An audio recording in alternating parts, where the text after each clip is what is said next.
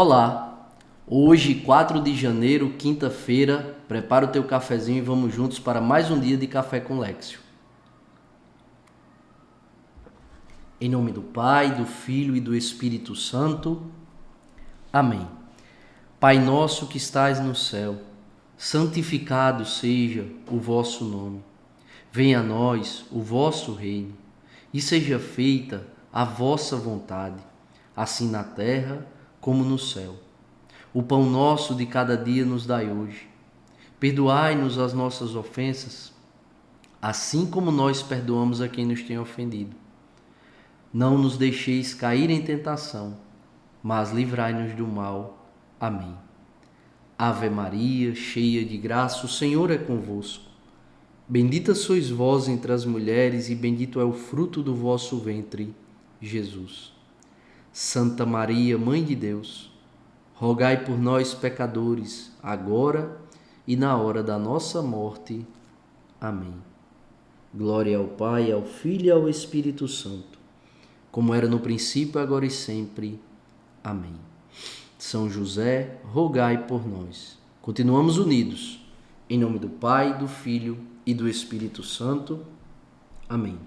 Primeira leitura de hoje, 1 de João, capítulo 3, versículos de 7 a 10. Filhinhos, que ninguém vos desencaminhe. O que pratica a justiça é justo, assim como ele é justo. Aquele que comete o pecado é do diabo, porque o diabo é pecador desde o princípio. Para isto é que o Filho de Deus se manifestou, para destruir as obras do diabo. Todo aquele que nasceu de Deus não comete pecado, porque a semente de Deus fica nele. Ele não pode pecar, pois nasceu de Deus. Nisto se revela quem é filho de Deus e quem é filho do diabo. Todo o que não pratica a justiça não é de Deus, nem aquele que não ama seu irmão. Palavra do Senhor, graças a Deus. Então perceba, a exortação de São João aqui na carta, no capítulo 3, versículos 7 a 10, ela é muito clara. Mais do que isso, é muito incisiva a exortação. E a gente precisa entender o caráter dessa exortação. Começando pelo filhinhos, que ninguém vos desencaminhe. Então veja, é muito grave quando a gente peca, flerta com o pecado, não renuncia ao pecado, não trava, não empenha uma luta diária para ser liberto deste pecado, para abandonar o pecado, mas a gente ainda leva os outros a pecar. A gente sai do caminho e a gente faz o quê? A gente tira os outros do caminho. Então, filhinhos, que ninguém vos desencaminhe, mas vamos colocar isso para cada um de nós. E eu? Que eu não desencaminhe ninguém. A minha primeira luta é para que eu não peque por amor a Jesus. Mas também há uma segunda luta, para que eu não leve os outros a pecar.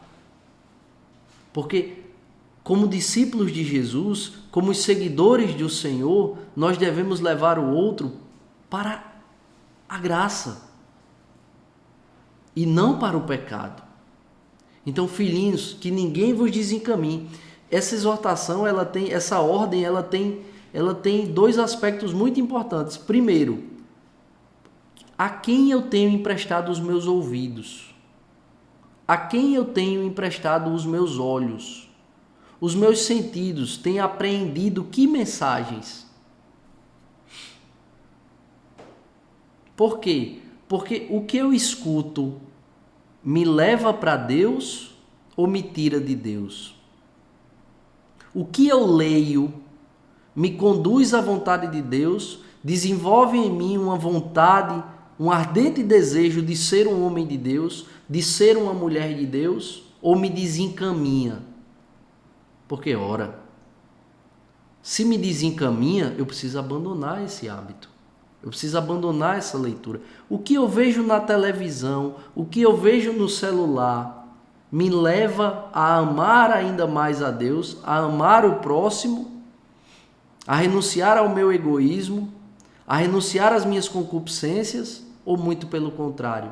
O que eu tenho visto no celular, na TV, me leva a pecar, me leva a atender às minhas concupiscências, ou seja, às minhas más inclinações. Então, filhinhos, que ninguém vos desencaminhe, que eu não faça por onde me desencaminhar, mas também que eu não desencaminhe ninguém. Pecado grave. São João continua, ó, o que pratica justiça é justo, assim como ele é justo. Ele quem? Deus, Jesus. Aquele que comete o pecado é do diabo. Tá, com São João, com os apóstolos, pessoal, não tem arrodeio não. Com os primeiros cristãos não tem arrodeio não. Olha o que ele diz. Quem comete pecado é do diabo, porque o diabo é pecador desde o princípio. Ou seja, quando a gente peca, a gente se alinha a uma trincheira. Essa trincheira não é a trincheira de Jesus. É a trincheira do diabo. Agora entenda, todos nós somos pecadores. E Deus ama o pecador. O que ele não ama? O pecado. Se o Senhor enxerga em nós um desejo sincero por abandonar o pecado, uma luta sincera, o Senhor nos auxilia, o Senhor se mantém conosco. Agora, quando deliberadamente nós dizemos que amamos a Deus, mas na verdade amamos mais os nossos pecados do que a Deus, há aí uma mentira de nossa parte. E a mentira por si só já é um pecado. O Senhor não exige de nós vitórias. Ele quer nos ver lutando. Assim nos ensina o Padre George. A nossa luta é por amor a Deus. Por quê? Porque nós queremos nos alinhar à trincheira daquele que diz, eu servirei, que é Jesus. A gente não quer se alinhar à trincheira daquele que disse, eu não servirei, que é Satanás. E São João continua. Para isto é que o Filho de Deus, ou seja, Jesus, se manifestou para destruir as obras do diabo. As obras do diabo, em uma palavra, o pecado. O pecado e tudo que decorre do pecado.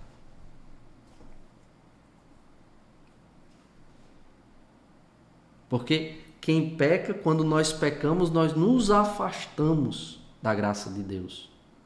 Quando pecamos gravemente, quando pecamos mortalmente, nós estamos rompendo com a nossa comunhão com Deus. Então, repito, quando a gente diz que ama a Deus, mas não faz o mínimo esforço para abandonar os nossos pecados, que a gente já sabe quais são, a gente nem sequer dobra o nosso joelho e diz, Senhor, me ajuda a renunciar a esse pecado, me ajuda a vencer esse pecado. Quando a gente não faz isso, não é a trincheira de Jesus que a gente está se alinhando. É a trincheira do diabo. Porque enquanto o Senhor quer nos tirar do pecado, destruir as obras do diabo, nos tirar do pecado e nos conduzir para a sua graça, para a sua vontade, o diabo faz o movimento contrário.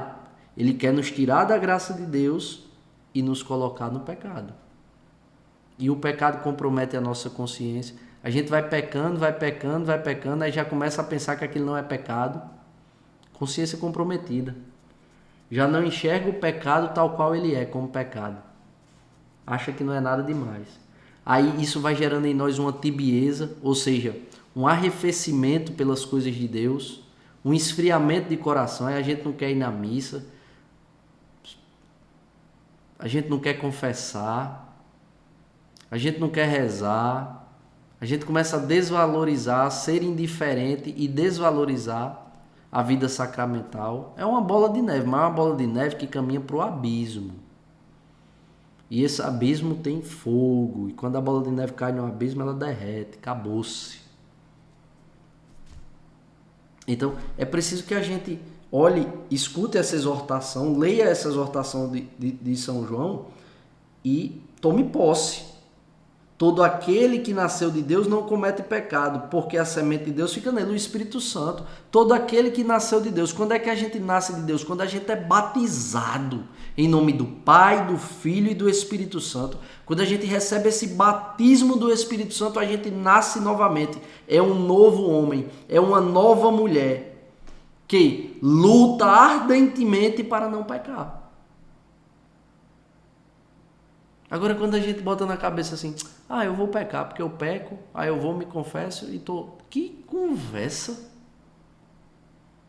Não existe arrependimento. Se não existe arrependimento, a gente tá pecando dobrado, feito tapioca. A verdade é essa. Agora, caí, me arrependi verdadeiramente, ou pedi, pelo menos pedi a graça. Senhor, me dá a graça de me arrepender desse pecado. Porque aí o Senhor me dando a graça de me arrepender, eu busco a confissão arrependido, que o Senhor já me deu a graça de me arrepender. Aí eu vou, busco a graça da confissão, me confesso e estou de novo em estado de graça, porque recebo o perdão dos meus pecados. Agora, quando eu dentro de mim, e aí você precisa fazer uma revisão de vida, você precisa fazer um exame de consciência sincero. Quando eu peco, eu sei que aquilo é pecado e eu faço. Já porque eu sei que eu vou me confessar e vou pedir perdão e vou receber o perdão, você está negociando com a misericórdia de Deus, abusando da misericórdia de Deus. É diferente quando a gente cai e diz, meu Deus, eu pequei. Eu pequei e eu peço perdão por vos ter ofendido. Eu quero lutar com todas as minhas forças, mas eu preciso, Senhor, da tua graça para tentar não mais pecar. É diferente o movimento da alma. E o Senhor reconhece isso. Então, é nisso que consiste o versículo 8 e 9. E o 10 ele diz, nisto se revela quem é filho de Deus e quem é filho do diabo.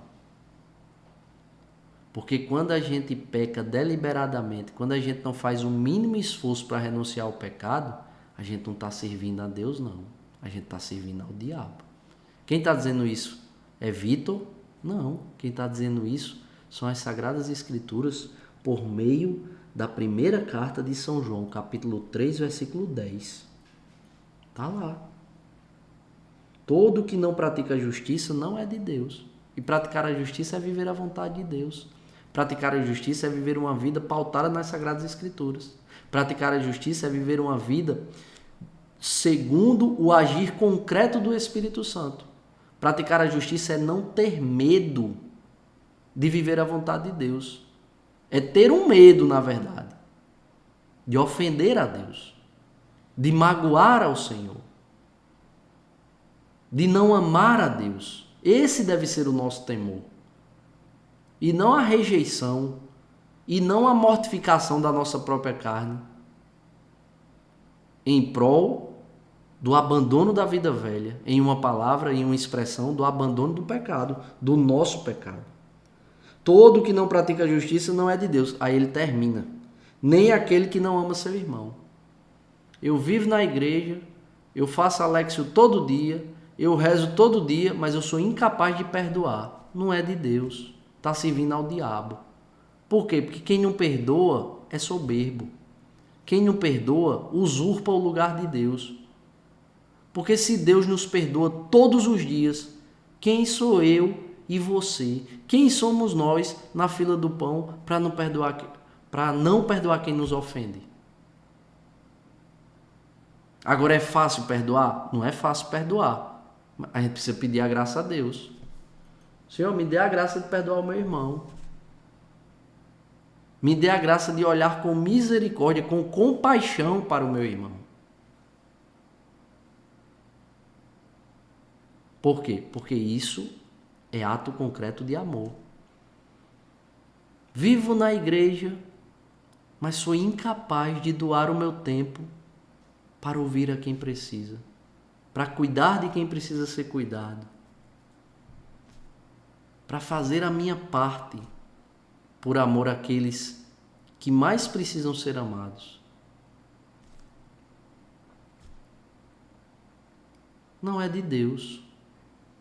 Pensa que é, está se enganando. Como diz São José Maria Escrivá, obras é que são amores. A gente precisa botar a mão na massa. A gente precisa fazer aquilo que nos é devido fazer com amor. Eu tenho certeza que aí onde você está, na sua circunstância de vida, há muitas pessoas que precisam do teu amor, do teu favor, do teu serviço. É preciso que você dê o passo. É isso que essa primeira leitura de hoje vem nos exortar. Primeiro, fazer uma revisão aqui. Primeiro, a quem eu tenho emprestado os meus ouvidos e os meus olhos? O que eu consumo me leva para Deus ou me leva para o pecado? Segundo, que eu não seja pedra de tropeço, onde as pessoas que estão ao meu redor, eu não me contento só em pecar, eu levo as pessoas a pecarem. Isso é um pecado muito grave, que eu não desencaminhe ninguém também. Depois, muito claramente, quando eu não abandono o pecado, eu não estou servindo a Deus, eu estou servindo ao diabo. Nisto se revela quem é filho de Deus e quem é filho do diabo. Por fim, aquele que não pratica a justiça não é de Deus, nem aquele que ama o seu irmão. Peçamos ao Espírito Santo a graça de materializar o nosso amor a Deus, amando ao próximo, olhando para o próximo com a misericórdia com que Deus nos olha, perdoando. Quem perdoa não é fraco, quem perdoa é muito forte, porque está enxertado na graça de Deus para dar o perdão. Perdão não significa... Aquele que perdoa não significa que é bobo. Muito pelo contrário. Aquele que perdoa traduz que é forte. Forte em quem? Na graça de Deus. Em Deus. Façamos isso. Peçamos ao Espírito Santo. O Evangelho de hoje, João capítulo 1, versículos 35 a 42. Evangelho de Nosso Senhor Jesus Cristo, narrado segundo São João. Glória a vós, Senhor. Naquele tempo, João estava de novo com 2 de seus discípulos e, vendo Jesus passar, disse: Eis o Cordeiro de Deus. Ouvindo essas palavras, os 2 discípulos seguiram Jesus. Voltando-se para eles e vendo que o estavam seguindo, Jesus perguntou: Que estáis procurando? Eles disseram: Rabi, que quer dizer mestre, onde moras? Jesus respondeu: Vinde ver. Foram, pois, ver onde ele morava e, nesse dia, permaneceram com ele. Era por volta das 4 da tarde. André, irmão de Simão Pedro, era um dos 2 que ouviram as palavras de João e seguiram Jesus. Ele foi logo encontrar seu irmão Simão e lhe disse: Encontramos o Messias, que quer dizer Cristo. Então André conduziu Simão a Jesus. Jesus olhou bem para ele e disse: Tu és Simão, filho de João. Tu serás chamado Quefas, que quer dizer pedra. Palavra da salvação, glória a vós, Senhor. Importante aqui dar ênfase a alguns momentos, alguns instantes que com certeza edificarão a nossa fé. Aqui é o momento em que se narra, o momento em que Jesus atrai, os discípulos de João Batista e que passam a segui-lo. André, irmão de Pedro, é um deles, que era Simão. Então eles escutam João dizer: Eis o Cordeiro de Deus. e eles passam a seguir Jesus. Jesus se volta para eles e diz: o que estás procurando? E aí aqui é a confissão de fé. Eles já respondem a Jesus o chamando de Rabi, que quer dizer mestre. E aí eu pergunto a você, Jesus de fato é o teu mestre? Jesus é o nosso mestre no campo das ideias? Ou Jesus é o nosso mestre na realidade da nossa vida? Porque o mestre nós ouvimos e colocamos em prática aquilo que o mestre nos orienta a fazer, nos recomenda fazer, nos determina a fazer. Então, na sua vida prática, Jesus é de fato o seu mestre?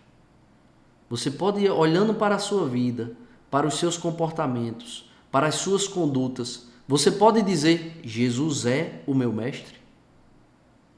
Ou ainda está no campo das ideias?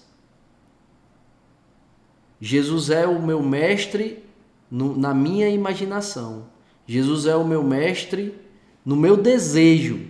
Mas na vida prática, a minha vida ainda não traduz que Jesus é o meu mestre. Por quê? Porque eu não estou fazendo ainda aquilo que Jesus, como meu mestre, me determina a fazer, me recomenda a fazer, me orienta a fazer. A minha vida ainda não é coerente com aquilo que aquele que eu chamo de mestre me determina a fazer. Essa é a reflexão. Aí ele diz: Rabi, eles disseram: Rabi, onde moras? E Jesus responde: vinde ver. Aqui é um convite para a intimidade. Jesus está dizendo: vem, permanece comigo. E a palavra vai dizer, né? Permaneceram, eram 4 horas da tarde e eles permaneceram com ele. Esse é o convite que Jesus está fazendo a mim e a você, mais uma vez no dia de hoje. O Senhor não quer conosco encontros casuais. O Senhor quer conosco uma relação filial, uma relação de intimidade, uma relação de amizade, de cumplicidade, de lealdade, de fidelidade. O Senhor quer conosco uma relação, repito, de intimidade. E intimidade se conquista com permanência, com convivência. Está na nossa mão a resposta. Essa resposta, ela não deve ser apenas verbal, mas ela deve ser concreta. A nossa vida, as nossas escolhas devem traduzir, devem concretizar essa resposta. Como? Que Jesus não seja para nós uma visita, que Jesus não seja para nós um encontro casual, mas que Jesus se torne para cada um de nós um amigo íntimo, mestre, amigo, Senhor, a quem conhecemos e quem nos conhece. É isso que devemos pedir ao Espírito Santo, a graça de permanecer com Jesus, de modo que você vai começando a identificar o modo como o Senhor fala contigo. É assim com quem a gente é íntimo. A gente reconhece a voz, a gente reconhece os trejeitos. E é isso, é essa relação de intimidade que o Senhor quer desenvolver conosco. Por fim, eu quero fazer a reflexão aqui. Quando André leva Simão a Jesus, olha que forte isso aqui. Jesus olhou bem para ele. Jesus olhou bem para São Pedro e disse: tu és Simão, filho de João, tu serás chamado Quefas. Em uma frase, Jesus diz: eu sei quem você é e você será isso aqui.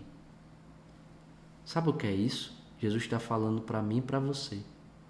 Jesus está falando para nós. Agora você aí, onde você estiver, Jesus está falando para você. Eu sei quem você é. E eu sei quem você pode ser, se viver a minha vontade. Eu sei quem você é. Eu conheço a tua história. Eu conheço o teu passado. Eu contemplo o teu presente. Eu sei do teu futuro. E aí cabe a nós. A quem dar o governo do nosso presente para vivermos o nosso futuro? A nós mesmos, ao diabo, por causa do pecado, olha a reflexão da primeira leitura, ou a Jesus, que quer fazer conosco o mesmo caminho que fez com Simão. Transformou Simão em Pedro, em Quefas, em pedra. Um homem cheio de contradições.